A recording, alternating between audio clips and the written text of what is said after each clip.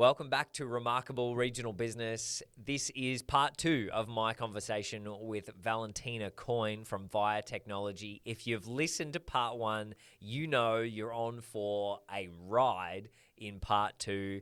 It is just as good and full of new and amazing topics, so let's get right into it. Val, how did you get to the place you're at now and have the knowledge that you've got and the experience you've got in business to be able to help solve these complex problems? Take me back to the start. Take you back to the start. So my background, when I was 14, I'll take you right back to the start. When I was 14, I started working at the family business. My auntie was a chef and proprietor at a beautiful villa in Italy. And that was my first interaction with the world of business. I worked there on the weekends and at nights, and we did a lot of weddings, conferences, and events. And that's where I started to really grasp the experience bubble. I entered the experience bubble because in hospitality, especially when we're talking about a wedding or a particular event, we are hosts. We are welcoming someone into our space and we are creating an experience for them. And without systems, this cannot work. So that's where, if I have to go back to the beginning, that's where it all started. Fast forward a few years, I tried to start a business in Italy. It's not as easy as a 20-year-old juggling a lot of different things to start a business in Italy. There's a lot of red tape. And so together with my now husband, we decided to move to Australia. And we moved to the beautiful Sunshine Coast in Noosa. As far as regional areas go, I must say, we chose quite well. Yeah, you did. Well, someone has to live there. Might as well be us. And my business coach, funnily enough, is probably just around the corner from you. Yeah. Amazing. It's a beautiful place to live. The people are so lovely. And there's so many opportunities. That's what I loved from the first moment. So yeah, I stayed in the hospitality industry, and right up until the end when I left that industry, I was managing a group of venues up in Noosa. So restaurants, bistros, bakery. And what that really taught me is, well, the transient nature of a regional area, especially a tourist area. It taught me a lot about managing people and influence and confidence, I suppose, is what I learned from there. Because the systems I had down pat, there's no question about that. I knew how to organize everything. But what I didn't know, and I learned it here in Australia, is how to bring people with me. How do I take what's in my head and present it to someone else in a way that not only convinces them, because that's not enough, that makes it their own, where they go, right, I see what you see, I'm going to grasp it, make it my own. You don't have to manage me. You don't have to control me. I'm just doing it. You can just come and pat me on the back. So that's what I learned there. That's cool. Wow. And meanwhile, my husband, my then partner, now husband, he was always in technology. He was a software developer, and he's always been a tech guy. I'm blessed to have him. We have such a different skill set, but they complement so well between the two of us. And he was the first to join a startup, and I joined them shortly after because I couldn't work in hospitality before. I was a little bit burnt out. I thought, right, I can't talk to people anymore. I could, but I can. I have the ability to. I just don't want to. And I thought, I'll go work with computers. That way, I won't have to talk to anybody. Sadly, the startup crew realized that I could talk to people, and if I did talk to people, they wouldn't have to talk to people. You're the one that could. I could, great. So I did. And I love it. Yeah, so that was a traditional software development business. It was, we were building a platform for the disability industry. That's why we do still a lot of work in that industry. And it was such a journey to be part of a scrappy, it was truly building the plane as it was taking off. And I'm so grateful that I had the opportunity to be part of it and lead it. Wow. And at the time, it felt quite stressful and it felt quite intense. But looking back, it was an absolute gift to be able to go through that. And I will also be extremely, extremely transparent here. Working with your life partner isn't super easy. And we made all of the possible mistakes in the books in that business. Well, get them out early, you know. Exactly. Get them out early. And so we learned a lot. And through that process, I guess the last piece of the puzzle came in, which is technology is so powerful. Technology, though, it is the way I say it is technology, it's an enabler. It's not a silver bullet. If we don't have that solid framework, I saw so many really good business leaders make an investment in their business and in their team purchasing an excellent software platform. And I saw great teams with great intention go through a process that I designed. So we know it was a great process, if I say so myself. And yet something was missing from the journey. Something was just missing. And as software vendors, husband was leading the dev team. I was leading the front end and the help desk and the account managers. But we simply couldn't go into a company and have an impact on its inner workings, on its operations, on its culture, ultimately, because it's not my job as a software vendor. My job is to come in, train you how to use the software, and leave. And it broke my heart for the longest time until it got to the point where I felt my journey there was done. I took them through ISO certification 27001-002, Whoa. which was quite a beast. And then after that, I thought, right, where else can I go here? The business grew to, I think when I left, there were 30 or 35 team members. And it felt like I was done. So I stepped out first and started this advisory, which is Via now. And I thought, right, I have all of this. It feels all disconnected, and hospitality, what's that got to do with technology? But I know there's a way it can all work together. And fast forward 4 years, this is Via now. There's a lot in that 4 years, I bet, of like putting the pieces together, right? So you're at the stage where you're like, I know, I can see, I've had insight into lots of different businesses, and I can relate to that, right? Like we, as a video producer and a marketing communications expert, I get so many insights into businesses, and I bet there's a lot of like vendor leaders that have the same experience. They're like, I can see where you could improve. I can see problems, but it's just not my job. It's not my job to solve those problems. And so you've had that experience, and you've come in and gone, all right, now I'm going to be an advisor, but I've got bits of the puzzle that I don't quite have a framework to fit together yet. How did you put all those things together into how you explained so beautifully at the start of this podcast?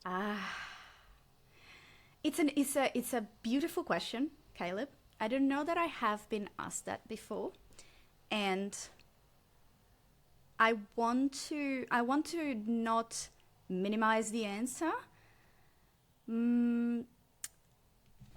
So a lot of it. Okay, I'll be again fully transparent here, because that's what the podcast is all about, like transparency, honesty, raw. That's it.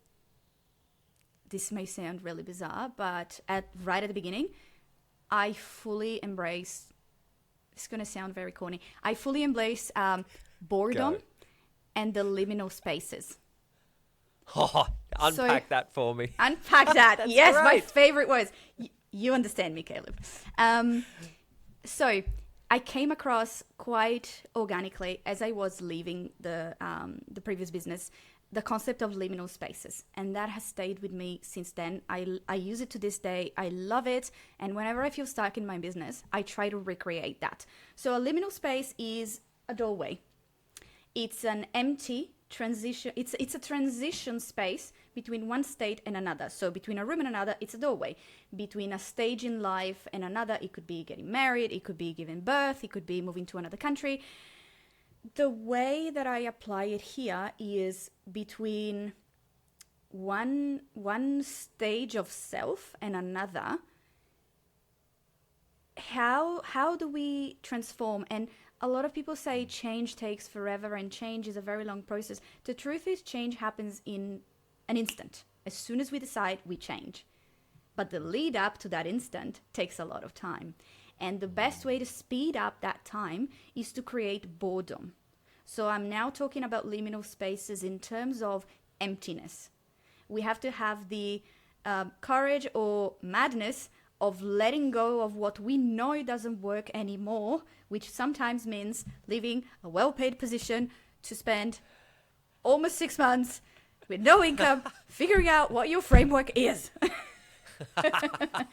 And allow ourselves to be bored.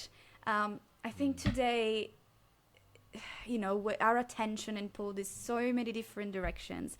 We have AI, we have our phone at the tip of our fingertip all the time. We have books. I love reading. There is no way on earth that I could read in my lifetime everything that I want to read. We have audiobooks. I don't go for a single drive without listening to a podcast or an audiobook. And yet sometimes when it all becomes too much, I turn it all off and I just go lie down in the grass and I try to create emptiness. And I know from that emptiness, whatever needs to happen will happen. It sounds very woo-woo. It doesn't sound very business and very opposite to what I've spoken about so far with systems and technology, but it works, people. Yeah. Do it. Yeah. Well, I mean, I can see the results of that. And you're really speaking to me in my stage of business, right? Because I can see I've come a little way, but having... You kind of build pillars of understanding and competence, and or like to use another analogy, a puzzle. You start collecting puzzle pieces, and then you're looking at them going, is this even the same puzzle? Like how are they fitting? Am I missing some pieces? Like they look like really good pieces, but what do I do with these?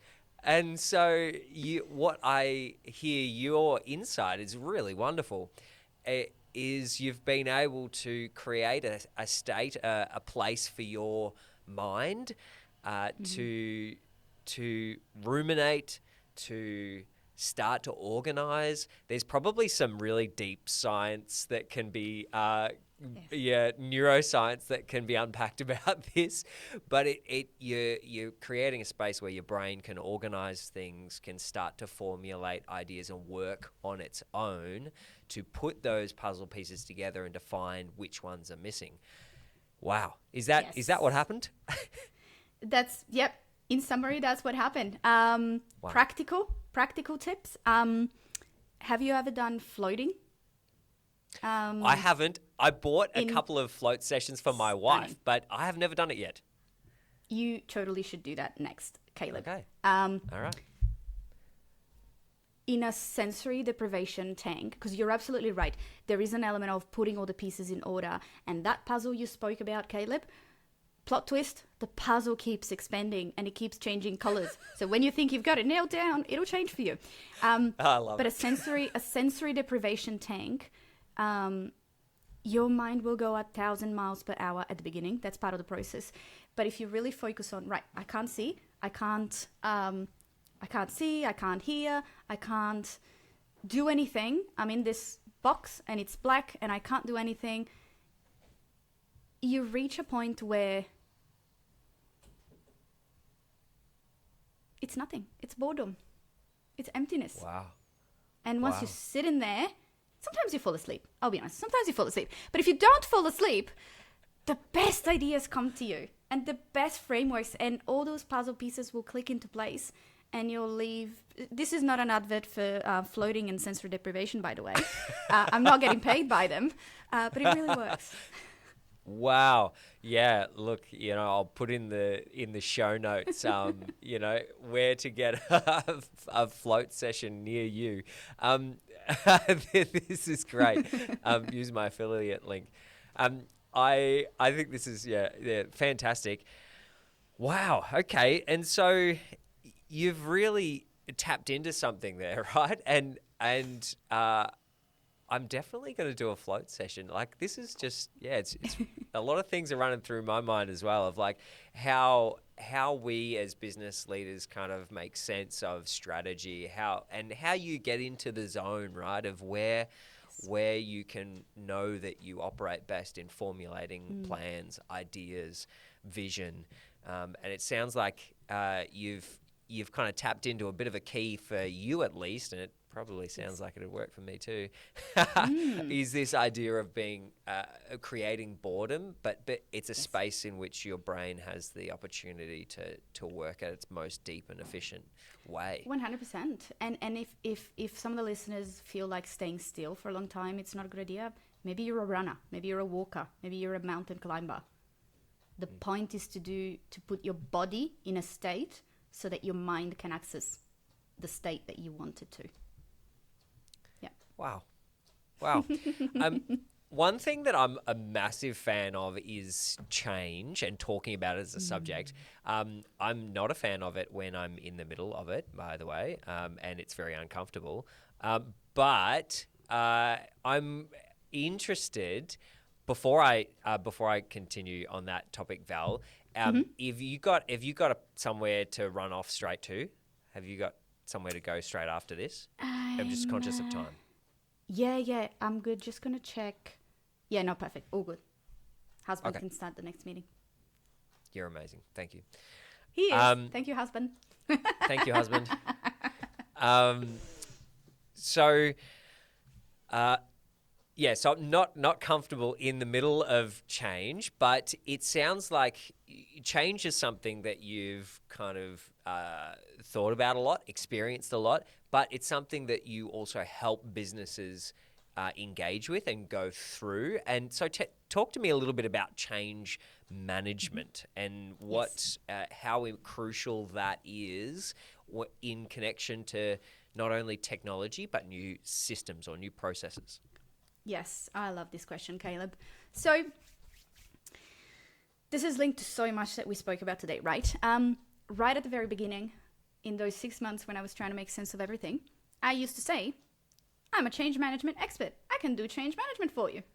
Spoiler alert, no one wants to buy change management, even though everyone needs change management. Great. It's like veggies. You need it, but you don't want it. That's right. A lot of the time I'll use weight loss analogies or all the analogies. You know, I love analogies. You figured that out by now. Yep. We all want the shake that if we drink it, we'll lose weight sitting on our couch. We don't want to eat veggies and exercise and breathe the fresh air and do all the things that we know work to lose weight or to be healthy or to, have a body that supports us until our older age. So back to change management. I used to offer change management as a separate service, and I saw that nobody wanted to purchase it individually. And yet when they reached the end of the journey, everybody said to me, oh, I wish we'd bought that. I see now why it was there in your proposal, and I wish we'd bought that, because now we had to actually do change management, which is go back and convince people and da-da-da. So then I changed my approach, and I said, right, you're buying a thing. This thing is what you need. Don't worry about what I'm going to do.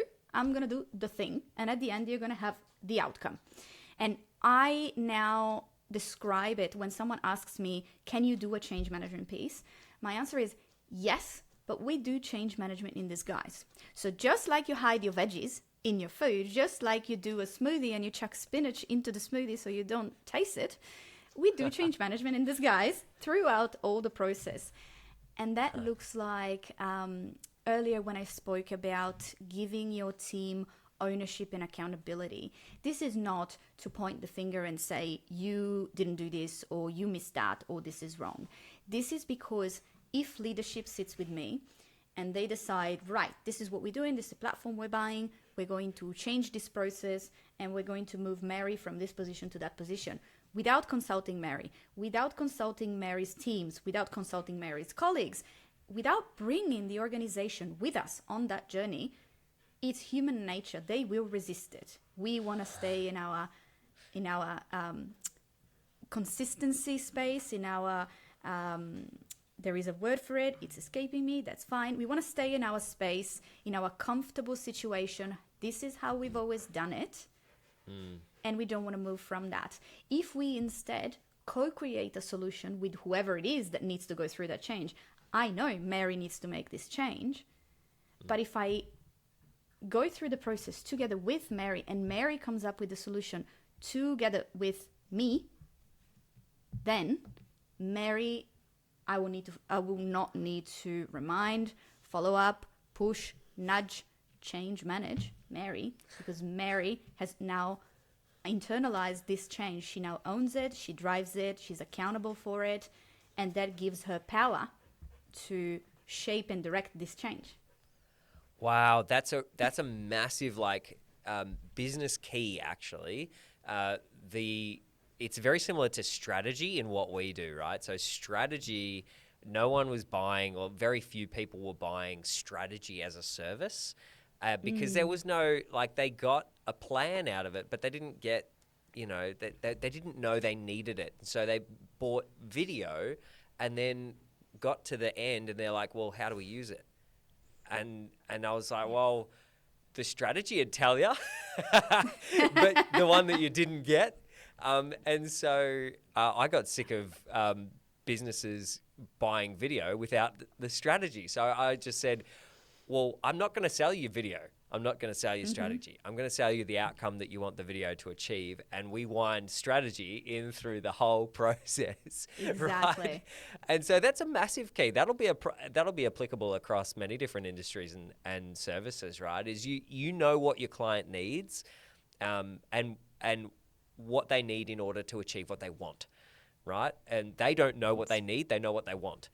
And so our job as in consultancy or a kind of professional service or anything, a delivery of a service, is to deliver the thing that they need, that they don't know what they need, to achieve what they want. Gold. 100%. I couldn't agree more. This applies to every so industry. Yeah, that's amazing. And I'm really interested in change management because that is such an integral skill that I see so often getting people and organizations getting wrong, specifically with technology integration. So you've set yourself up really well there. Yeah. Look, a really easy tool, because I know you see, Caleb, what I'm talking about, and you've experienced it in your business. And I know that there's listeners out there who are ready to receive this information and ready to take it somewhere. If there is someone listening that thinks, yeah, okay, that makes sense, but how? One of the tools that we use all the time, it's the stages of grief, which Tell me about that.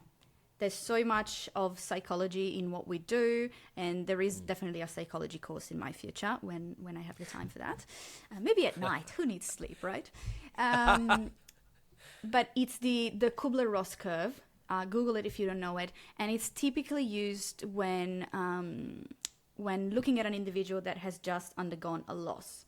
So there is anger, despair, and all of the resistance elements that we see, and then we go into a slope of acceptance, and then we can start to come back up. Now, the tool is awesome. We use it all the time. We don't make it about the individual. We make it about the team. So, for example, when we implement a new software, we bring together all the managers and we say, right, your team will go through this process. Meanwhile, I know they themselves will go through this process. So, but because I'm empowering them to help their teams, some of them will actually recognize, oh, I'm actually in the anger phase right now. And they diagnose themselves. Psychologists over the countries are shivering right now. Right. But one of the key things about this tool is it is non-linear. So not everybody will go through the stages in the same order, and some people will jump back into another stage. And Wow. there's no problem about that. This is part of the process. This is normal. So if we know, again, if we know this is going to happen, if we accept this is going to happen, and we don't treat it as a problem to solve, we just treat it as a circumstance that is, it is right now, it is what is happening right now, we can then detach from the individual and say, well, this is what's happening. How can I best support you? Oh, I'm feeling like you're taking away my job, because it used to take me 2 days to prepare this report, and now with the click of a button all the payroll is done, and so what am I going to do now? It's going to take my job. And typically there is that angst, that frustration, that fear, when there's an overlap between who I am as a person and what my job and my responsibilities are. Yeah. We don't want to minimize that. We want to celebrate that, because that is someone who deeply cares about their job, who deeply cares about it being done well. And so again, if we work with them and try and understand what it is that this task was giving them, what feeling was it giving them, and how this piece of technology is taking that feeling away, how else can we generate that feeling for them? What other new tasks, new, maybe more strategic, more analytical task can they now do, because the menial job is now done for them? Then they will embrace technology, because the feeling they get from it will remain. The task has now been replaced by a system. Val, I'm just like, I'm struggling here, because I think I know how, right now in this moment, I know how Joe Rogan does 3-hour podcasts, because I could have a 3-hour podcast with you right now. We're at the end of our podcast episode, and I'm like, I've just uncovered like this whole new rabbit hole that opens up into underground caves. But we are going to round it out in some way, shape or form, and tie a bow in this and say, look, maybe we should connect at another time. Maybe when I'm up in the sunny coast. So Please.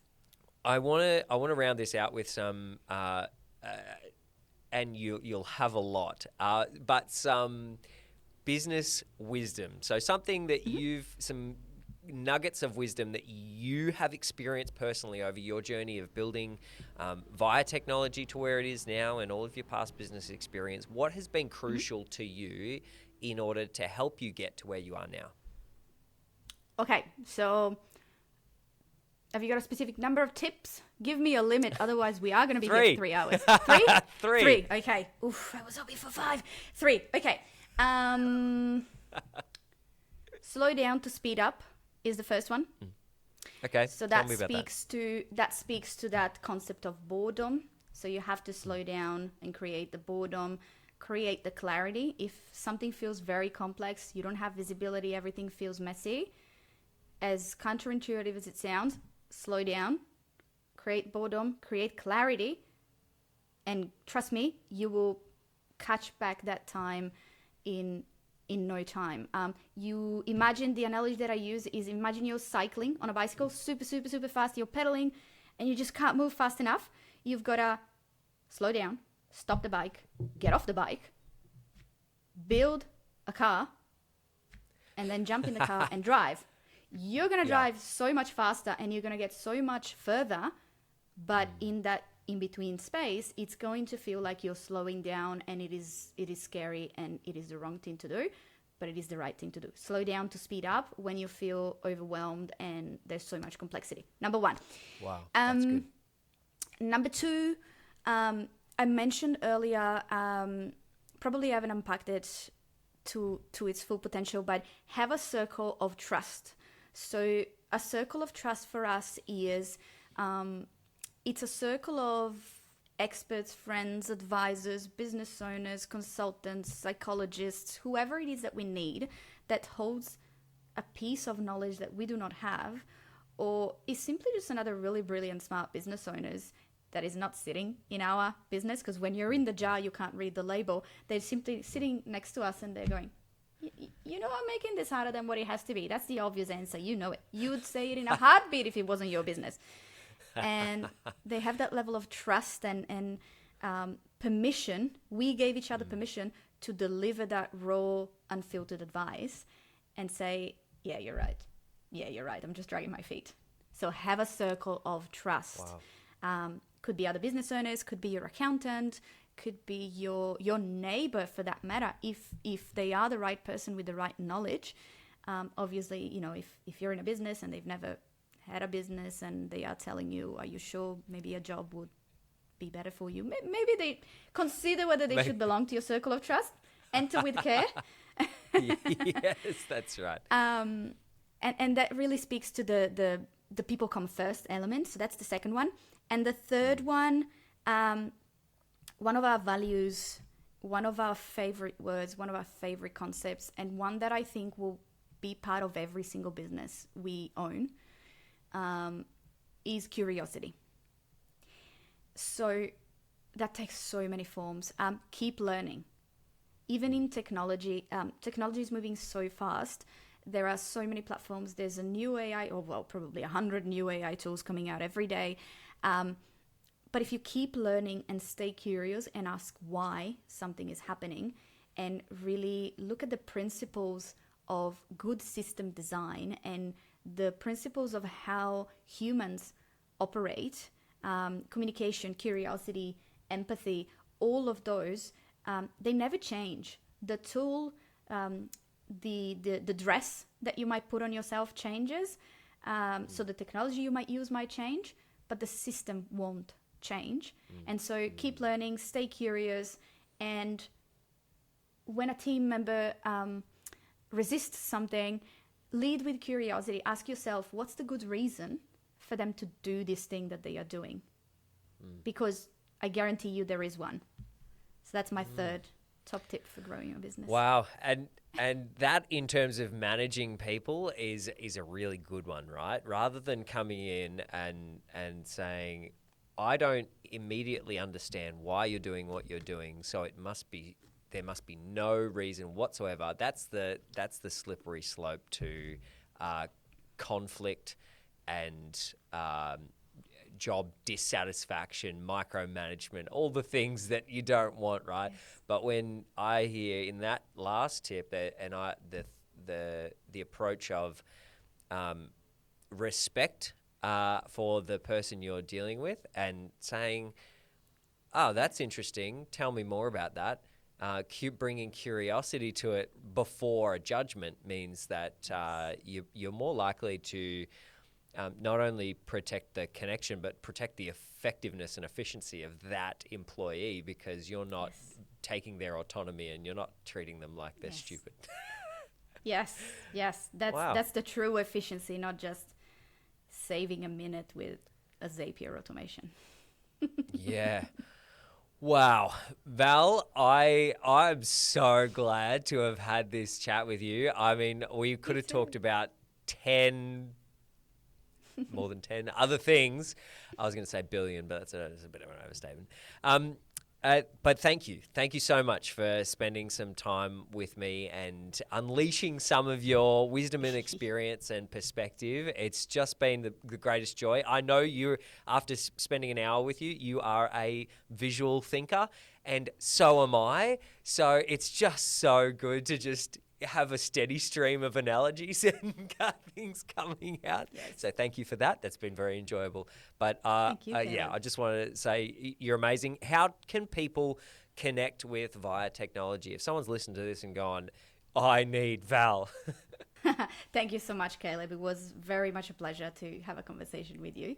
To find us, probably the best place is LinkedIn. We play a lot in LinkedIn, so you can search for Via Technology, VIA Technology, or you can search for me, Val Coin, VAL Coin, just like a coin. It's a nice name. It's memorable, and that's probably the best place to find us. That's where we put all of our information on free webinars, books, podcasts. That's the best port of call. Love it. Well, thanks again, and I can't wait to catch up for a coffee or something in Noosa at some point. Me too, Caleb. Thanks so much for watching this episode of Remarkable Regional Business. How good is Valentina? Amazing. If you are interested in either becoming a guest on this podcast, or you're a supporter who knows exactly who should be my next guest, then I want to hear from you. If you could drop me a line at hebronfilms.com /podcast. That would be so helpful. I'll see you in the next one.